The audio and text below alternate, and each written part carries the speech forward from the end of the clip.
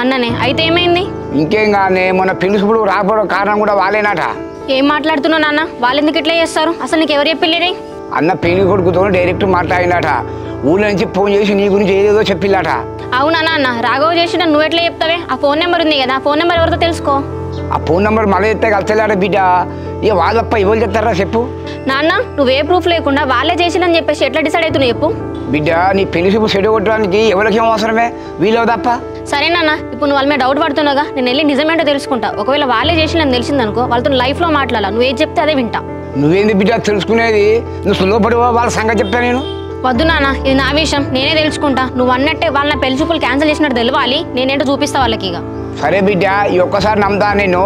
నువ్వు పో బిడ్డ, వాళ్ళ సంగతి నీకే తెలుసు, అప్పుడు అర్థమైతే నీకు. సరే నాన్న.